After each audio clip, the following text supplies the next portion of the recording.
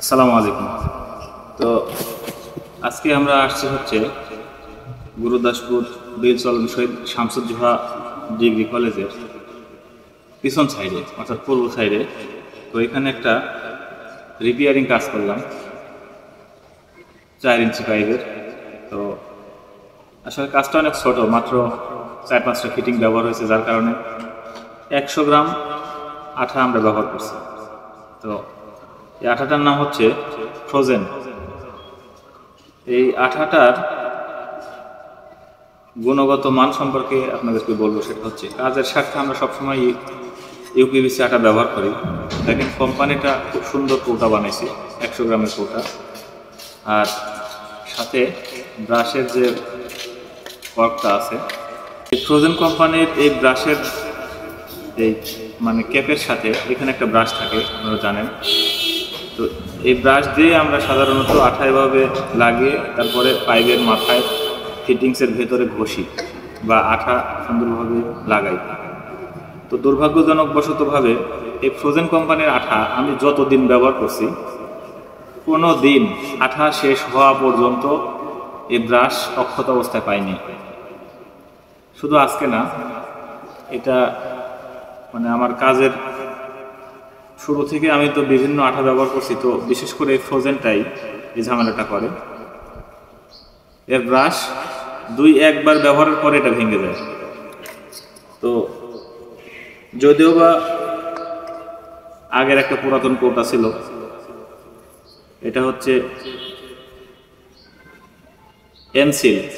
M seal কোম্পানির আঠা। তো এই আঠাটা এটা কিন্তু 200 মিলির আঠা।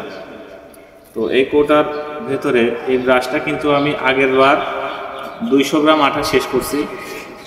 পরবর্তীতে কিন্তু এই ব্রাশটা দেখেন, ব্রাশ কালচে হয়ে গেছে, তারপরেও এখনও অক্ষত অবস্থায় আছে। তো এই ফ্রোজেন কোম্পানির ব্রাশ যখন ভেঙে গেল, তখন আমরা ওই আঠাগুলো এই এমসিল কোম্পানির পিভিসিএল ইউপিভিসি, যেটা সলভেন্ট সিমেন্ট এমসিল, এইটার কৌটার ভিতরে ঢেলে তারপরে আমরা আমাদের কাজ শেষ করলাম। তো আমি এই ফ্রোজেন কোম্পানিকে বলবো যে ব্যবসা করতে গেলে অনেক কিছু খেয়াল করতে হয়। হয়তো অন্যান্য স্যানিটারি মিস্ত্রিরা বা যারা ওয়ার্কার রয়েছে তারা হয়তো এ বিষয়ে কোনো কমপ্লেন করেনি, তবে বিষয়টা আমি আপনাদেরকে ভেবে দেখার অনুরোধ করব। এর আগেও বহুবার এরকম হয়েছে। পরবর্তীতে আমাদের সেই পুরাতন গ্রামের কৌটাগুলোই আমাদেরকে ব্যবহার করতে হয়। তবে এমসিল কোম্পানির ব্রাশ কোনো সময় আমি মানে আমার কাছ থেকে ভাঙে নাই বা নষ্ট হয়নি। এটা মোটামুটি একটা ভালো কাজকে মানে কাজ করার ক্ষেত্রে ভালো একটা সার্ভিস দেয়। তো ফ্রোজেনকে বলবো, যদি আপনারা সতর্ক না হন তাহলে কিন্তু মানে এতে আমরা বারবার বিড়ম্বনার শিকার হচ্ছি।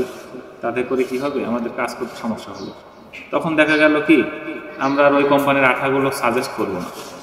যেমন এমসিল কোম্পানির ব্রাশটা যেমন অক্ষত থাকে, আপনার আঠা শেষ হয়ে যাওয়ার পরেও পরবর্তীতে আবার অন্য আঠা এটার ভিতরে ঢেলেও কিন্তু আমরা কাজ করতে পারি, আজকে যেরকম করলাম।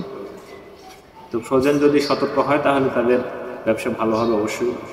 যেহেতু ছোটো আঠা তো সচরাচর লাগবে, এটা 200 গ্রাম, ওটা 100 গ্রাম। যদি আমার 100 গ্রাম ব্যবহার মানে বোতল পাই, তাহলে আমার 200 গ্রাম কেনার দরকার নেই।